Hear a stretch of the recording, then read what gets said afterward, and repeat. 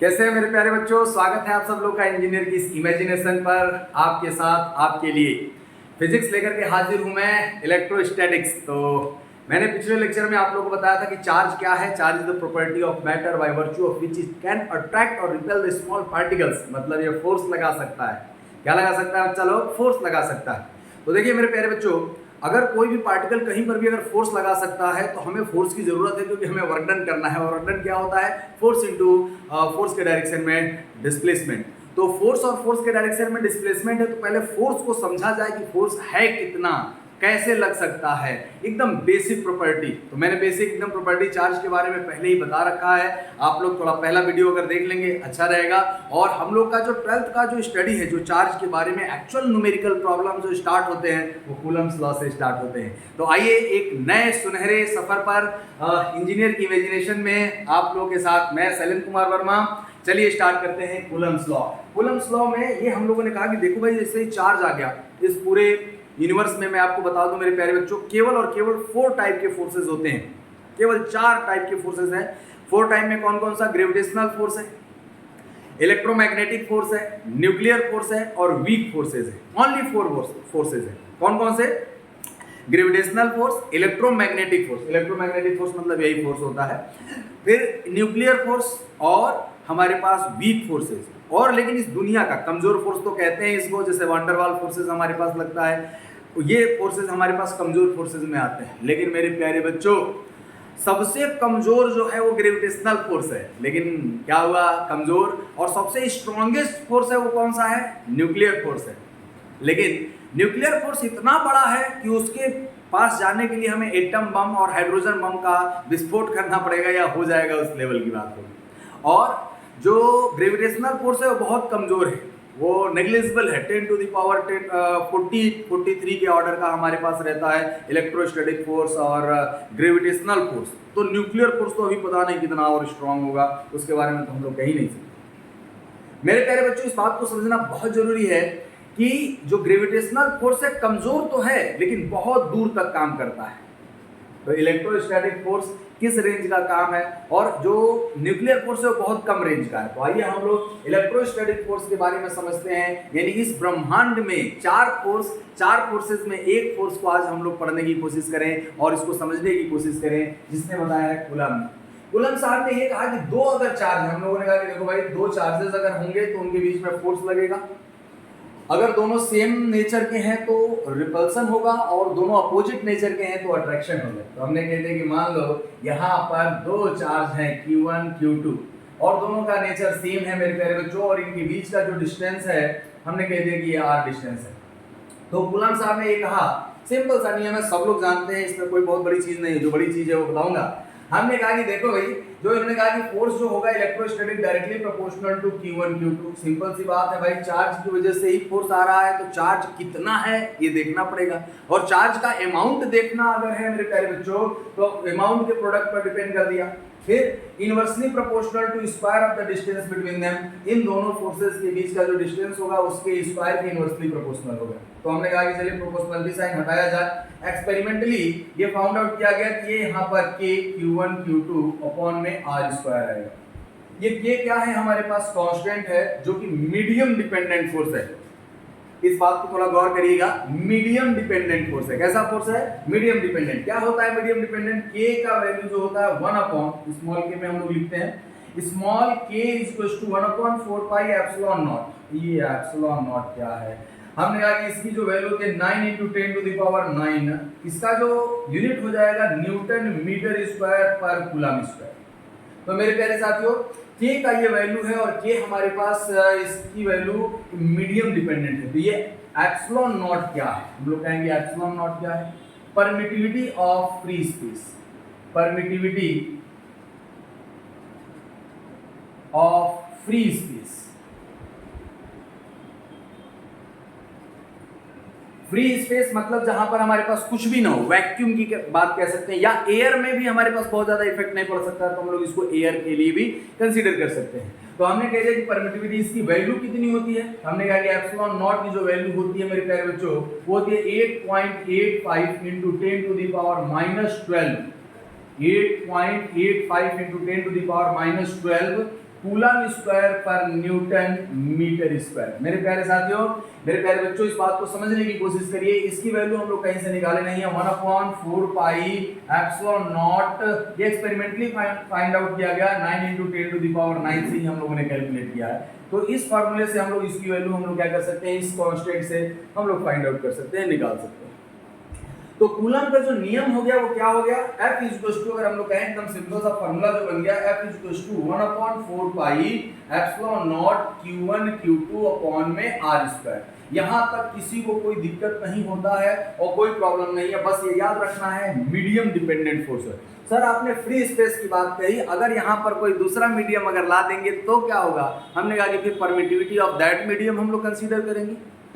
Permittivity of that medium हम लोग consider करेंगे। परमिटिविटी ऑफ दैट मीडियम क्या होता है सर, हमने कहा कि देखिए मान लिया जाए सपोज दैट कि अगर हम लोग इस चीज को कंसीडर करें कि यहाँ पर कोई दूसरा मीडियम है, मतलब अब अगर हमारे पास एयर या वैक्यूम नहीं है तो हमारे पास इसके फॉर्मूले को कैसे लिखा जाएगा और क्या मतलब होता है। तो धीरे धीरे हम लोग आगे बढ़ रहे हैं, कूलम्स का और इलेक्ट्रोस्टैटिक्स को हम लोगों ने स्टार्ट कर दिया। एक एक प्रॉब्लम को हम लोग यहाँ पर समझेंगे मेरे प्यारे बच्चों, और अलग अलग तरीके से जितना भी इस पर क्वेश्चन बन सकता है हम लोग देखेंगे। मान लो ये जो दो चार्जेस हैं सर, इसको अगर हम लोगों ने किसी मीडियम में डिप करके रख दिया, हमने किसी मीडियम में इसको डिप कर दिया, ये पूरी तरीके से किसी मीडियम में हमारे पास क्या हो गया, डिप हो गया। इसका हम लोग कहें कि इसके बीच का जो डिस्टेंस है वो कितना है, r है, मेरा भी ठीक है। इसका जो हमारे पास परमिटिविटी है वो एप्सिलॉन है, क्या है, एप्सिलॉन। तो फोर्स क्या हो जाएगा, 1/4 पाई एप्सिलॉन, एप्सिलॉन नॉट नहीं एप्सिलॉन। एप्सिलॉन नॉट तो किसके लिए होता है, फ्री स्पेस के लिए। तो यहाँ से ये एप्सिलॉन नॉट हटा देंगे और ये क्या हो जाएगा, Q1 Q2 अपॉन R²। मतलब ये तो सेम है, ये तो कांस्टेंट है, अलग अलग मीडियम के लिए अलग अलग होगा। तो एप्सिलॉन नॉट हुआ क्या, एप्सिलॉन नॉट तो फ्री स्पेस के लिए परमिटिविटी थी, एप्सिलॉन हो जाएगा हमारे पास permittivity of medium, permittivity of medium, माध्यम के लिए हमारे पास जो मीडियम है उसके लिए परमिटिविटी है वो एप्सिलॉन है। हम लोग कहें कि इसको हम लोग कहें, इसके लिए टर्म हम लोग डिफाइन करते हैं, क्या टर्म डिफाइन करते हैं, रिलेटिव परमिटिविटी या dielectric constant. Relative permittivity, relative permittivity को हम लोग ER से एप्सिलॉन R से हम लोग डिनोट करते हैं, और इसी चीज को बोला जाता है dielectric constant. Dielectric constant, dielectric constant का मतलब होता है K से हम लोग डिनोट करते हैं, K या E एप्सिलॉन R इज हो जाएगा एप्सिलॉन अपॉन एप्सिलॉन नॉट। हमने कहा कि मीडियम की परमिटिविटी और फ्री स्पेस के परमिटिविटी का जो रेशियो होगा उसी को हम लोग क्या कहेंगे, डाइलेक्ट्रिक कांस्टेंट या रिलेटिव परमिटिविटी। सर तो क्या अलग अलग मीडियम के लिए अलग अलग होगा K का वैल्यू, तो हम लोग इस फॉर्मूले को क्या लिख सकते हैं, हम लोग एप्सिलॉन की जगह पे हम लोग लिख दें एप्सिलॉन इज हो जाएगा K into epsilon not. Generally हम लोग K यूज करते हैं, K या एप्सिलॉन R भी हम लोग यूज कर सकते हैं, या इसको हम लोग ऐसे लिख सकते हैं एप्सिलॉन R एप्सिलॉन नॉट। तो हम लोग यहाँ पे फॉर्मूले में क्या लिखे, 1/4 पाई K epsilon naught Q1 Q2 upon R²। मेरे प्यारे बच्चों इस बात को समझिए, जो सबसे बड़ा प्रॉब्लम है वो ये है कि हमारा डाउट कैसे क्लियर होगा। तो आप अपने डाउट को मेंशन करिए और उसको बताइए। अभी तो हम लोग क्वेश्चन पर आए ही नहीं है, आज तो हम लोग क्वेश्चन भी सीखेंगे और पूरा थ्योरेटिकल पोर्शन भी हम लोग इसको समझने की कोशिश करेंगे। सर यहाँ तक फॉर्मूले में कोई दिक्कत नहीं होती है, ठीक है, कोई दिक्कत नहीं है, आज कोई प्रॉब्लम नहीं होगी। इसके क्वेश्चंस को भी कैसे हम लोग हैंडल कर पाएंगे इस चीज को हम लोग आज बहुत अच्छे से सीखेंगे। F हो गया 1/4 पाई K epsilon naught Q1 Q2 upon R²। तो मेरे प्यारे बच्चों अब हमको ये बताओ, ये K जो है वो डाइलेक्ट्रिक कांस्टेंट है, क्या है, dielectric constant of that medium. ये फॉर्मूला हम लोग समझ गए हैं, इसमें कोई दिक्कत नहीं है कि इसमें हमारे पास मीडियम डिपेंडेंट फोर्स है। अच्छा ये मीडियम डिपेंडेंट फोर्स है तो इससे हम लोगों को नुकसान है या फायदा, हमने कहा कि जितना इलेक्ट्रॉनिक डिवाइस हम लोग यूज कर पा रहे हैं बेटा वो सिर्फ इसी की वजह से कर पा रहे हैं क्योंकि electrostatic force medium dependent force है। मेरे इस बात को ध्यान से सुनिए, इस बात को अंडरलाइन करिए अपने दिमाग में और इसको समझने की कोशिश कीजिए। हम इलेक्ट्रॉनिक डिवाइसेस का यूज सिर्फ इसलिए कर पा रहे हैं क्योंकि हमारे पास electrostatic force medium dependent force है। क्या मतलब है सर मीडियम डिपेंडेंट फोर्स का? हमने कहा कि देखो भाई, अगर कहीं पे चार्ज है और उसको किसी मटेरियल से सील्ड कर दिया जाए, मतलब बंद कर दिया जाए, तो उसका इफेक्ट बाहर नहीं जाएगा। और उस मटेरियल को हम लोग इंसुलेटिंग मटेरियल कहते हैं। हम लोग रबर का यूज कर सकते हैं, हम लोग प्लास्टिक का यूज कर सकते हैं। वायर के ऊपर हमारे पास लगा हुआ होता है, जैसे मतलब वायर यहाँ पे लगा हुआ है तो इस वायर पे हमारे पास मटेरियल रैप्ड है, तो मटेरियल रैप्ड है, उस पे लपेटा गया है, तो उसके अंदर चार्ज जा रहा है, लेकिन हम उसको ऊपर से अगर इसको टच करते हैं, मोबाइल फोन हम लोग ऐसे यूज करते हैं तो उस पर करंट फ्लो कर रहा है, लेकिन हमारे तक नहीं पहुंच पाता है वो करंट। तो मेरे प्यारे बच्चों, ग्रेविटेशनल फोर्स जो होता है वो मीडियम डिपेंडेंट फोर्स नहीं होता है। अरे सर क्या कह रहे हैं? हमने कहा कि देखो इसी को समझाने के लिए मैं आया हूँ यहाँ पर, और आप लोग के लिए मैं इसीलिए वीडियो बनाना स्टार्ट किया हूँ। देखो gravitational force medium dependent force नहीं है, और ये मीडियम डिपेंडेंट फोर्स है। तो हमने कहा कि सर के का वैल्यू जो है डिफरेंट वैल्यू क्या होगा? के हमने कहा कि के इज इक्वल टू 1 किसके लिए है? एयर के लिए। के इज इक्वल टू हमारे पास जो है 80 है एक वाटर के लिए। के का जो वैल्यू है इनफाइनाइट है हमारे पास किसके लिए? कंडक्टर के लिए। कंडक्टर के लिए के का वैल्यू इनफाइनाइट है, इसको आपको ये ध्यान रखना है। जनरली हमारे पास ये कई जगह यूज होगा। के का जो वैल्यू मेटल के लिए, यानी हम लोग कह सकते हैं मेटल्स के लिए, मेटल जो कंडक्टिंग मटेरियल है उसके लिए के का वैल्यू क्या होता है? इनफाइनाइट होता है। के का वैल्यू हमारे पास ग्लास के लिए 8, 9, 10 हो सकता है, वो डिपेंड करता है कि टाइप ऑफ ग्लास क्या है। तो के की वैल्यू दी हुई होगी कि ग्लास के लिए हमारे पास अलग अलग मटेरियल हो सकता है, उसका एक रेंज होता है, तो उसके लिए आपको घबराने की जरूरत नहीं है। जनरली आपको ये 3 याद रखना होता है। वाटर के लिए 80 हो गया, एयर के लिए 1 हो गया, सब लोग जानते हैं, और कंडक्टर के लिए इनफाइनाइट होता है। कंडक्टर का मतलब चार्ज रखेगा ही नहीं, वो तो फ्लो करा देगा। सर कंडक्टर मतलब उसमें कोई फ्लो नहीं करेगा? मैं कहा नहीं, कंडक्टर कोई फ्लो नहीं कराएगा। कंडक्टर क्या कर देगा? उसको हमारे पास मतलब कंडक्टर फोर्स लगाने नहीं देगा, चार्ज को फ्लो करा देगा, कंडक्ट करा देगा। कंडक्ट करा देगा तो उसका हम लोग अलग फॉर्मेट हम लोग देखेंगे, उससे हम लोगों को कोई बहुत ज्यादा दिक्कत नहीं है। तो हम लोग थोड़ा इस पर ग्रेविटेशनल फोर्स और इस पर हम लोग थोड़ा चर्चा कर लें, और क्या है इमेजिनेशन यहाँ पर, उस इमेजिनेशन को हम लोग थोड़ा समझने की कोशिश करते हैं। तो मेरे प्यारे बच्चों, समझते हैं हम लोग ग्रेविटेशनल फोर्स और इलेक्ट्रोस्टैटिक फोर्स यानी कूलम्ब्स लॉ में थोड़ा डिफरेंस, जो मेन डिफरेंस है। बाकी सारे डिफरेंसेस को तो हम लोग कोई दिक्कत नहीं है, इसको कहां पर कह सकते हैं, क्या रिप्रेजेंट करता है और क्या नहीं। हमने कहा कि coulomb's force F directly proportional to Q1 Q2 upon R square. और यहां पर ग्रेविटेशनल फोर्स की बात किया जाए, gravitational force F directly proportional to m1 m2 upon r square. मेरे प्यारे बच्चों, लगभग सिमिलर है। जो काम मास का है वह यहाँ पर चार्ज का है, यहाँ पर डिस्टेंस वही है, f वही है, लेकिन इसमें 2 मेजर डिफरेंसेस हैं। हमने कह दिया कि यहाँ पर जो आएगा 1/4 पाई एप्सिलॉन नॉट, या एप्सिलॉन कह लो medium dependent, Q1 Q2 upon में r स्क्वायर, और यहां पर F directly proportional to F is equal to G m1 m2 upon में r स्क्वायर। मेरे प्यारे बच्चों, ये जो ग्रेविटेशनल कांस्टेंट है ना, ये यूनिवर्सल ग्रेविटेशनल कांस्टेंट है। कहीं पर भी मतलब 2 मासेस के बीच में तुम कुछ भी रख दो, हमारा वजन बदलने वाला नहीं है। अरे वजन का वेट माने ग्रेविटेशनल फोर्स। हमने कहा कि ग्रेविटेशनल फोर्स बदलेगा नहीं। अगर बदल जाता तो क्या होता? अगर इलेक्ट्रोस्टैटिक फोर्स ग्रेविटेशनल फोर्स की तरह होता तो क्या होता? ये बात तो सोचने वाली है। हमने कहा कि अगर ग्रेविटेशनल फोर्स भी मीडियम डिपेंडेंट होता, तो अगर हम शूज पहनते तो हमारा वेट जो है वो कम हो जाता, ग्रेविटेशनल फोर्स कम हो जाता हमारे पैरों पर। तो ग्रेविटेशनल फोर्स हो सकता है कि ऐसा मटेरियल हम लोग बना लेते कि ग्रेविटेशनल फोर्स, ग्रेविटी ही खत्म हो जाती और हम उड़ने लगते।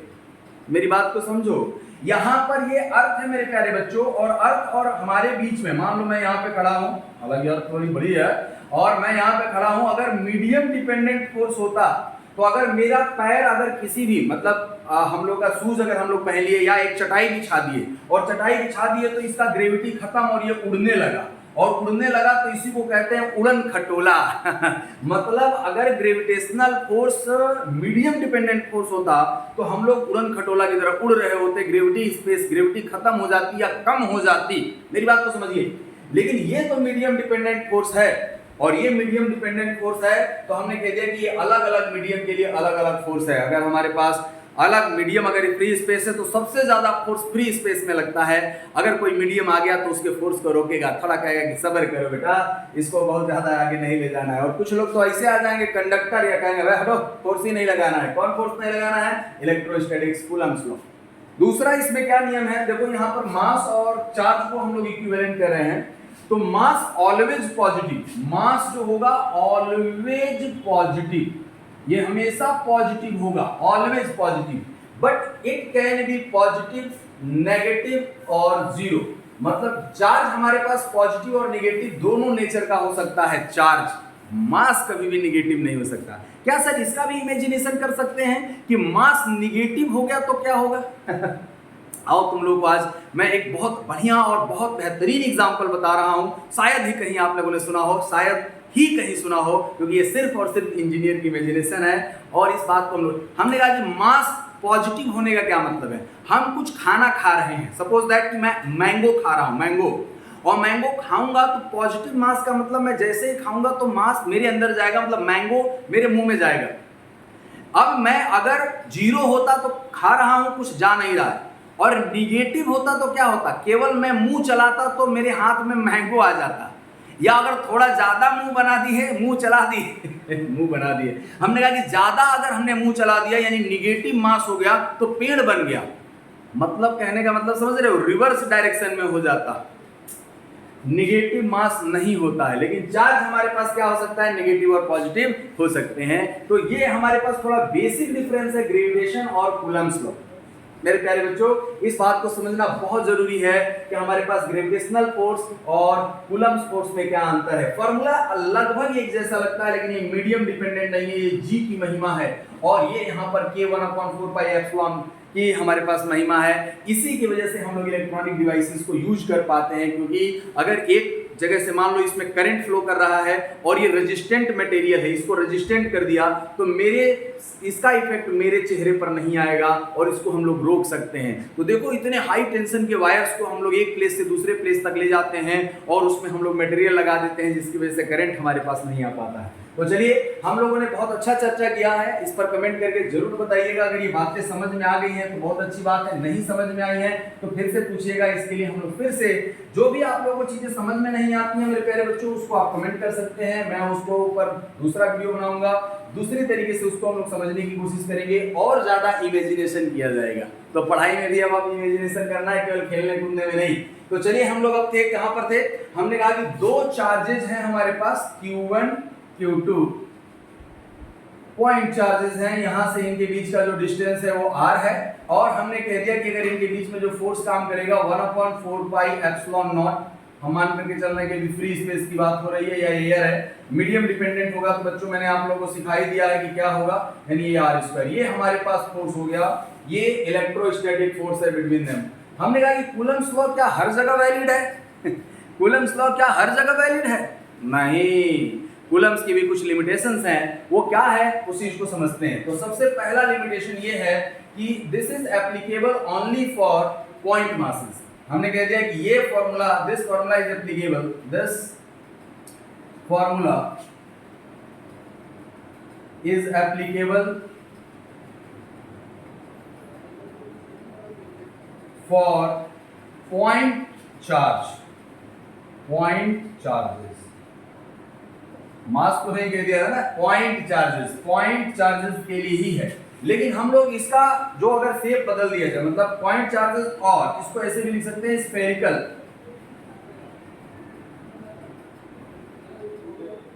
Spherical masses, spherical charge, spherical charges, spherical charges, small spherical charges के लिए भी एप्लीकेबल है।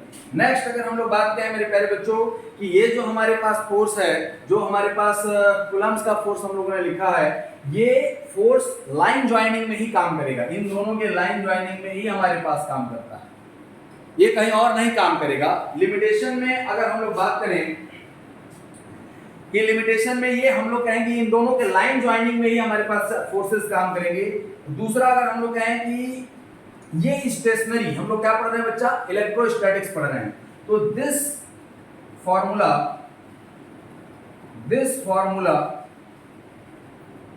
Is valid for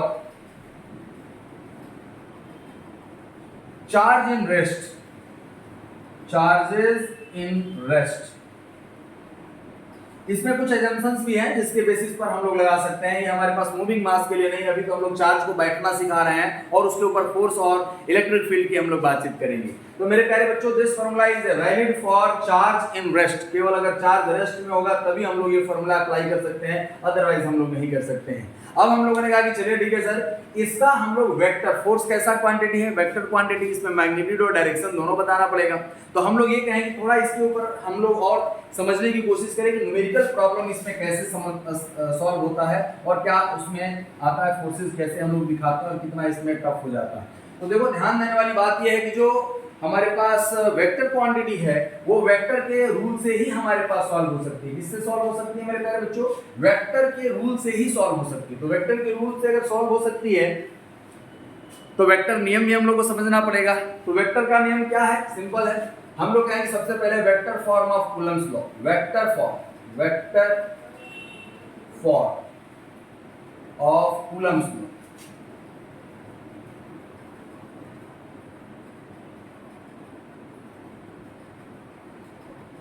vector form of Coulomb's law. तो मेरे प्यारे बच्चों, इस बात को समझते हैं। हमने कहा कि देखो, जो चार्जेस हैं हमारे पास, एक पॉइंट चार्ज है Q1 है और एक Q2 है।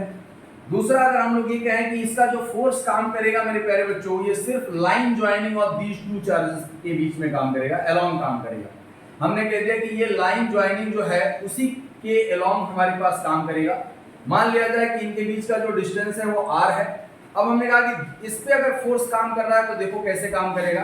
दूसरा पेन, दूसरा कलर यूज करने की कोशिश करता हूं, देखता हूं इफेक्टिव है कि नहीं। हमने कहा कि इस पे जो फोर्स काम करेगा ये इस डायरेक्शन में, ये इस पे ऊपर फोर्स काम करेगा इस डायरेक्शन में।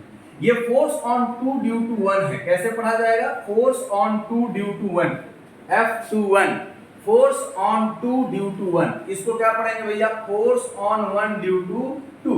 ये फोर्स ऑन 1 ड्यू टू 2 है, ये फोर्स ऑन 2 ड्यू टू 1 है। मेरे प्यारे बच्चों, दूसरे इस चार्ज पर इसकी वजह से फोर्स रिपेल करेगा, क्योंकि ये पॉजिटिव चार्ज है, ये भी पॉजिटिव चार्ज है। सिमिलर चार्जेस एक दूसरे को क्या करते हैं? रिपेल करते हैं। और रिपेल करेंगे तो इसको हम लोग समझें F21 F12। अब देखो, डायरेक्शन में बड़ा दिक्कत है। डायरेक्शन अगर हमने कह दिया कि देखो, इस डायरेक्शन दो तरीके से लिया जाता है। एक तो पोजीशन वेक्टर से लिया जाता है और एक हम लोग इनके रिलेटिव पोजीशन से लेते हैं। तो इस डायरेक्शन को हम लोग लिखेंगे R12 डायरेक्शन, ये 1 से 2 की डायरेक्शन में है। और ये वाला जो डायरेक्शन होगा R21 डायरेक्शन लिखा जाएगा। ये वेक्टर लिखा जा रहा है, ये ध्यान रखना। ये वाला एरो जो लगा रहे हैं ये तो डायरेक्शन बता रहा है, ये वेक्टर रिप्रेजेंट करने का तरीका है। मतलब इस बात से कंफ्यूज नहीं होइएगा कि ये एरो कहां से लग गया, ये एरो, ये this is the direction from 1 से 2। क्या लिख पढ़ेंगे इसको? From direction from 1 to 2। और ये क्या है? ये डायरेक्शन है, ये डायरेक्शन फ्रॉम 1 to 2। और ये क्या है? Direction from 2 to 1। ये डायरेक्शन 2 से 1 है। तो डायरेक्शन को अगर जब हमें यूज करना होगा तो हम लोग देख लेंगे। सर, पोजीशन वेक्टर नाम का कोई चीज आप बता रहे थे हम लोगों को। हमने यार देखो, पोजीशन वेक्टर का नाम मैं कुछ बता रहा था। यहां तक ये दिख रहा है कि नहीं? ये वाली लाइन हम लोगों को दिख रही है कि नहीं? इसमें से कौन सी लाइन दिख रही है? थोड़ा देखूं मैं, उधर वीडियो कट तो नहीं रहा है, सब दिख रहा है। तो सब दिख रहा है तो मेरे प्यारे बच्चों, इस बात को समझें। हमने कहा कि देखो, ये थोड़ा मैं अलग हट करके बताता हूं। पोजीशन वेक्टर का क्या मतलब है? हमने कहा कि देखिए सर, ये है y एक्सिस, ये है x एक्सिस। पोजीशन वेक्टर मान लीजिए कोई पार्टिकल यहां पर है 1, यहां पर है 2। इसका पोजीशन वेक्टर जो होगा वो ये R1, हमने कह दिया कि ये क्या है बेटा? R1 है, R1 पोजीशन वेक्टर है। और ये क्या है? R2 पोजीशन वेक्टर है। तो हम ये कहना चाहते हैं कि सर, ये डायरेक्शन देखना चाहते हैं हम। तो हमने कहा कि position of 2 with respect to 1 देख रहे हैं, तो इसको लिखेंगे R2 - 1 R1। ये position vector of 2 with respect to 1 है, ये पोजीशन वेक्टर होगा। अच्छा, अगर हम ये वाला डायरेक्शन देखना चाहते हैं तो ये हो जाएगा R1 vector minus R2 vector. हमने कहा कि देखो, जिसके रिस्पेक्ट में हम लोग बात करते हैं उसको सब्ट्रैक्ट कर देते हैं। यानी पोजीशन, ये वाला है position of 1 with respect to 2, और ये वाला क्या है? Position of 2 with respect to 1। Sir क्या लिखा? हम लिख दे रहे हैं पोजीशन ऑफ 2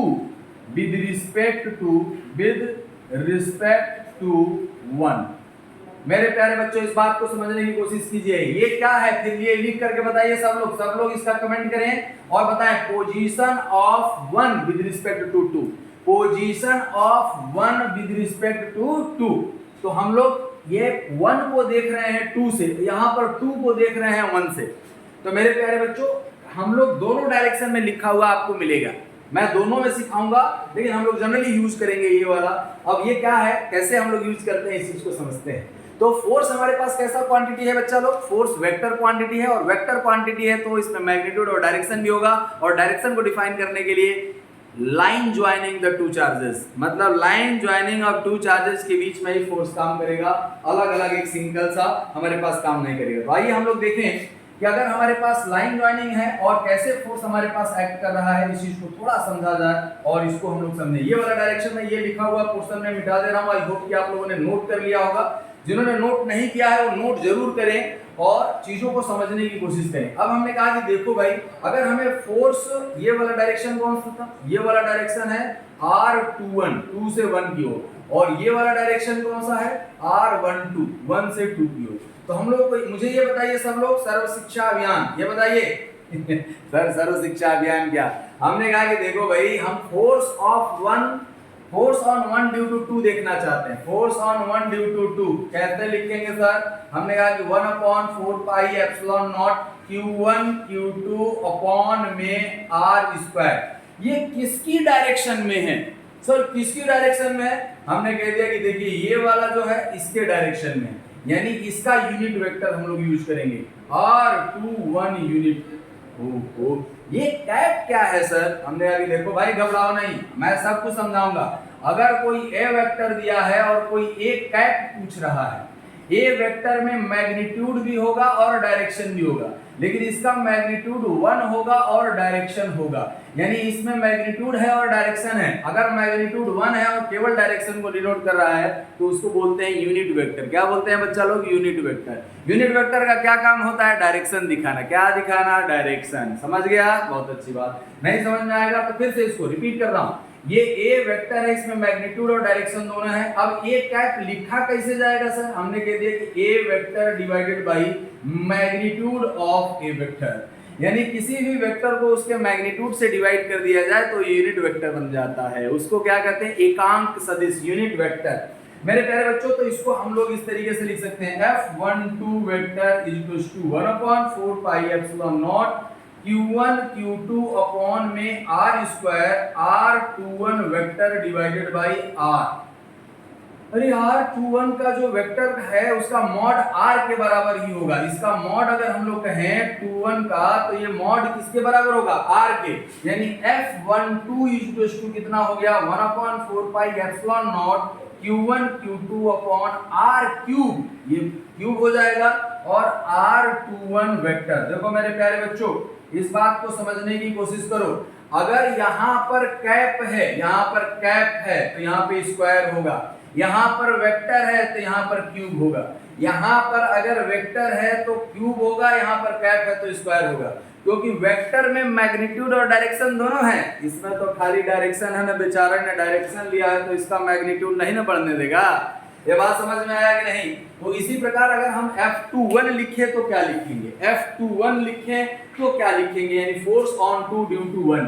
तो मेरे प्यारे बच्चों इस बात को समझिए, मैं दोनों तरीके से लिख करके बताऊंगा। थोड़ा इसको हम लोग इधर बना लेते हैं क्योंकि बोर्ड थोड़ा छोटा पड़ रहा है, बोर्ड को बड़ा बनाया जाए और बोर्ड को जल्दी से जल्दी रिप्लेस करके लाइट वाइट सब की व्यवस्था किया जाएगा। थोड़ा सा तकनीकी असुविधाओं के कारण अभी आप लोगों को थोड़ा असुविधा हो रही होगी, लेकिन इसको जल्द से जल्द इंप्रूव किया जाएगा मेरे प्यारे बच्चों। तब समझते हैं हम लोग। हमने कह दिया कि देखो ये है हमारे पास Q1, ये है हमारे पास Q2। हमने कह दिया कि इधर फोर्स लगेगा F12, इधर क्या लगेगा? F21। हाँ सर इतना समझ में आ गया, आगे बताइए आगे। हमने कहा कि देखिए ये वाला जो डायरेक्शन है, अगर हम लोग इस डायरेक्शन की बात करेंगे तो हमारे पास डायरेक्शन था R12 और ये वाला जो डायरेक्शन है R21। ये R12 है और ये R21 है। मेरे प्यारे बच्चों इस बात को समझिए। अब हम लोगों ने लिखा था F12 जो लिखा है फोर्स, वो क्या लिखा है? 1/4 pi epsilon naught Q1 Q2 upon R cube R21 vector. Cube है तो वेक्टर लिखेंगे। अगर हम इसी तरीके से लिखना चाहते हैं कि F21 कितना होगा, F21 कट तो नहीं रहा है ना, ठीक है, कट नहीं रहा है, ठीक है। F21 वेक्टर जो होगा वो कितना हो जाएगा, 1/4 pi epsilon naught Q1 Q2 upon R cube R12। देखो ये किसका डायरेक्शन में है जी, भैया साहब गुरुजी लोग बच्चों इधर देखो ध्यान से, ये जो है इसके डायरेक्शन में है, तो इसके डायरेक्शन में 1 2 हम लोग क्या लिखा, 1 2 वेक्टर लिखेंगे। हमने कह दिया कि R12 वेक्टर लिख देते हैं, ठीक है मेरे प्यारे साथियों। इस बात को समझिए, मैंने कहा कि इस बात को F21 इक्वल्स टू 1/, अच्छा इसको अगर हम ऐसे लिखें 1/4 pi epsilon naught Q1 Q2 upon में Q2 अपॉन में R स्क्वायर R12 कैप, और इसको क्या लिख सकते हैं बच्चा लोग, 1/4 pi epsilon naught Q1 Q2 upon R square R21 cap. जल्दी से नोट करिए, यही वेक्टर फॉर्म है जिसका हम लोग यूज करते हैं।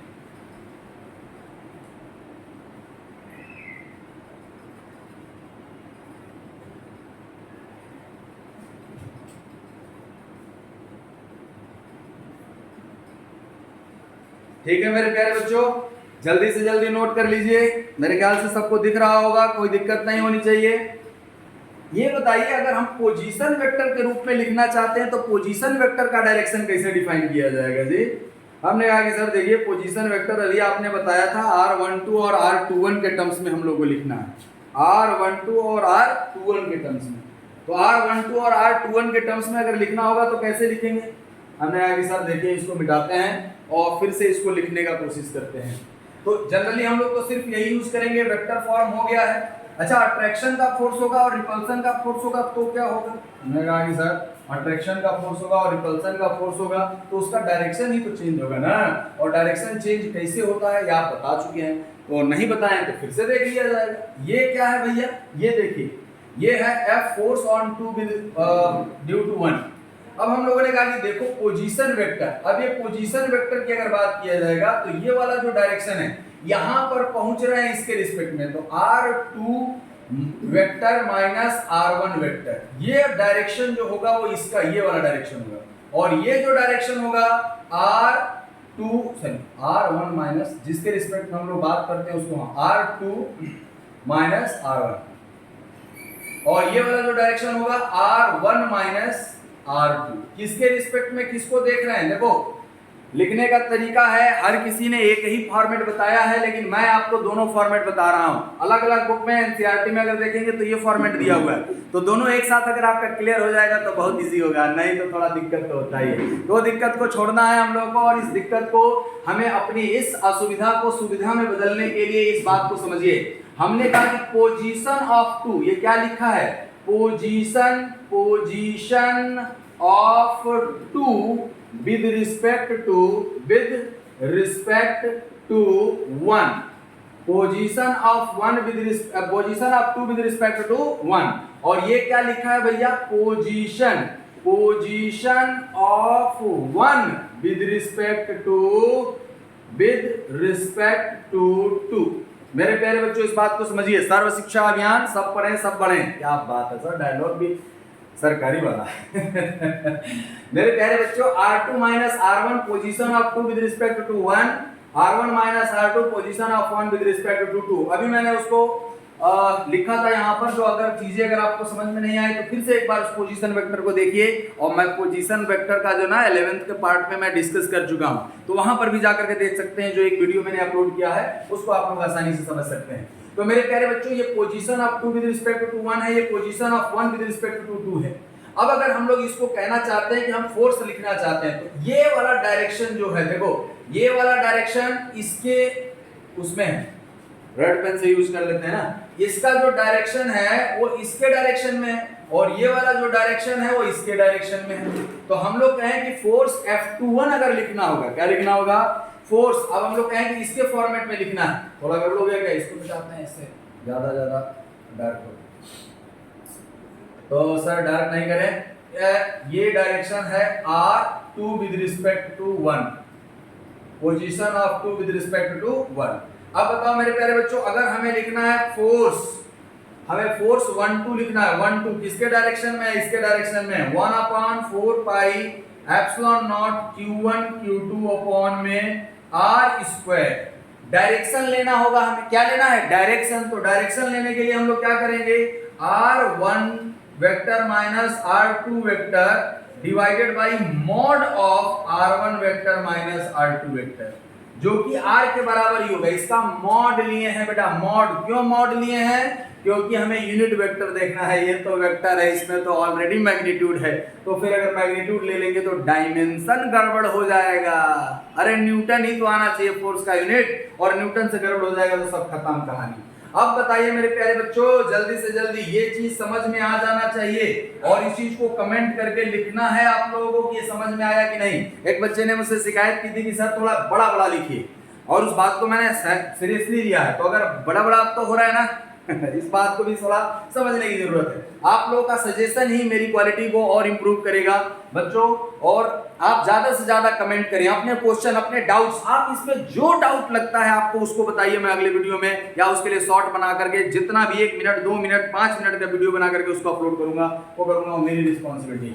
तो मेरे प्यारे बच्चे इस बात को समझिए, F12 लिखा है, F12 है तो R1 माइनस R2, लेकिन अगर R21 लिखना था तो F12 में R21 था, थोड़ा वीडियो पीछे ले जाकर के देख लेना। अब बताओ मेरे प्यारे बच्चों, अगर हम यहाँ पर इसको नीचे लिखूंगा तो ये तो आएगा ही नहीं ना, ये दिख रहा है कि नहीं, ये दिख नहीं रहा होगा, एकदम लिमिटेड है, तो इसको मैं मिटा रहा हूँ और F21 लिख रहा हूँ। मेरे प्यारे बच्चों इस बात को समझिए, F21 वेक्टर, F21 किसकी डायरेक्शन में है, R2 माइनस R1 के, 1/4 pi epsilon naught Q1 Q2 upon में, Q1 Q2 अपॉन में R स्क्वायर, और यहां पर क्या आएगा मेरे प्यारे बच्चों बताओ, यहां पर आएगा R2 vector minus R1 vector divided by R2 vector minus R1 vector का मॉड। मॉड माने मापांक होता है, और बच्चा लोग मैं इसको सिखाया हूं अभी, इसको ये जहां पर अभी पोजीशन वेक्टर कहां सब सिखाए थे, एक बार फिर से बता दो। हमने कहा कि ये वाला पोजीशन, ये y है, ये x है, ये हमारे पास 1 पोजीशन है, ये 2 पोजीशन है। हमने कह दिया कि ये R1 है और ये R2 है, ये R2 वेक्टर है, तो ये वाला डायरेक्शन कौन सा होगा और ये वाला डायरेक्शन कौन सा होगा, जल्दी बताइए कमेंट करके। ये याद है ना, और नहीं याद होगा तो इसको पीछे वाला फॉर्मेट में हम लोग देख सकते हैं। यानी vector form of Coulomb's law हम लोगों ने देख लिया। वेक्टर फॉर्म का मतलब हम लोग डायरेक्शन देख चुके हैं, और डायरेक्शन देखने के बाद अब हम लोग पास आता है सुपरपोजिशन थ्योरम। तो सुपरपोजिशन थ्योरम और कूलम्स लॉ के कैसे क्वेश्चंस होंगे बेटा अगले इमेजिनेशन में बताऊंगा, यानी अगले हम लोग वीडियो में देखेंगे, क्योंकि वीडियो बहुत लेंदी हो जाएगा। तो आप ही लोग कहने लोगे सर बहुत बड़ा वीडियो है, तो इस चीज को हम लोग बहुत ज्यादा डिटेल में, जो चीजें आपको समझ में नहीं आई है फिर से पूछिए, और याद रखिएगा ग्रेविटेशनल फोर्स मीडियम डिपेंडेंट नहीं होता। आज की इमेजिनेशन क्या है, ग्रेविटेशनल फोर्स मीडियम डिपेंडेंट नहीं होता और इलेक्ट्रोस्टैटिक फोर्स मीडियम डिपेंडेंट होता है। अगर ग्रेविटेशनल फोर्स मीडियम डिपेंडेंट होता तो उड़न खटोला बन जाता। क्या बन जाता बेटा, उड़न खटोला। ये आज की इमेजिनेशन है, और अगले इमेजिनेशन पर मिलते हैं हम लोग। Thank you to all of you मेरे प्यारे साथियों। इस क्वेश्चन को, इसको पूरे डेरिवेशन को लिख लीजिएगा। सुपरपोजिशन थ्योरम हम लोग लिखेंगे अगले वीडियो में। Thank you to all of you.